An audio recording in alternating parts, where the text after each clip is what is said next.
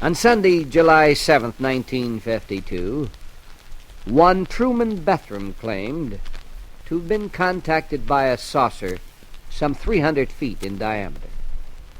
It was commanded by a gorgeous female named Aura Raines.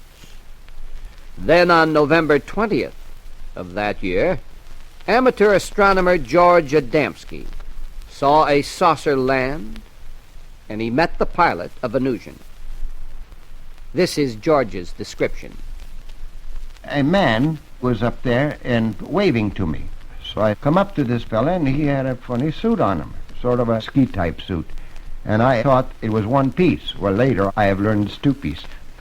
George Adamski, I wonder if you could describe this man in detail to us. Yeah, a man about 5'7" to 8" inches, and I would say around 135 pounds of quite delicate hands, the tapered fingers, and beautiful, very sharp eyes. Looked like they looked right through you.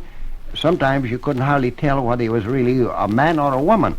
And long hair, waving, resting on his shoulders. He kind of a half-away smile, and put his hand out to shake. And it was a palm-to-palm contact that way. And he smiled. He started telling me things, and I couldn't understand.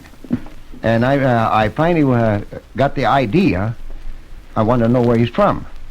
I pointed to the sun, and I made one orbit, called it Mercury, named it, and then Venus, and then Earth, and pointed on myself and the Earth. And then I said, where are you from?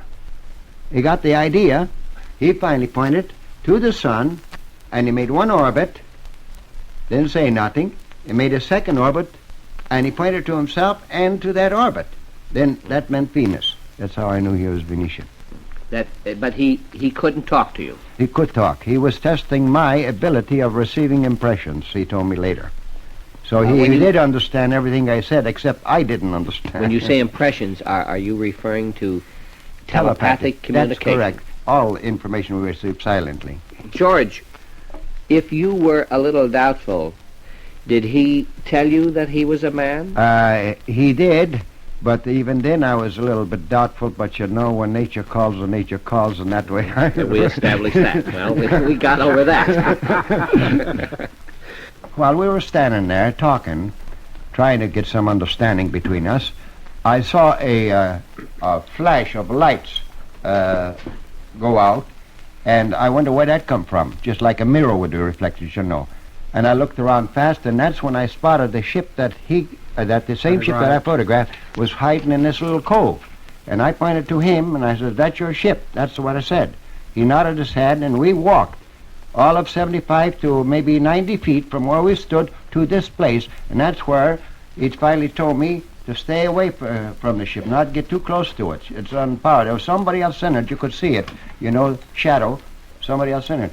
But talking, I forgot all about it, and I somehow pushed over, and this arm got caught under the flange, and the magnetic force, or whatever you want to call it, pulled it up suddenly and slammed it back down.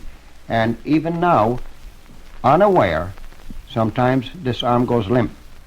He finally went in the ship, went up this hill, see, and went up on the flange there, and there was a door in there, and he went in there, and the way she took off, she went towards his mothership that I mentioned first. Later, I learned how they get in and out. They have hatches at the bottom, or they come out through the side, which is certain, what appear to be portholes, certain openings there. They can come right out of the side or out of the bottom. They usually return on the top, like a flat top, like a carrier, and then slide in down the chute.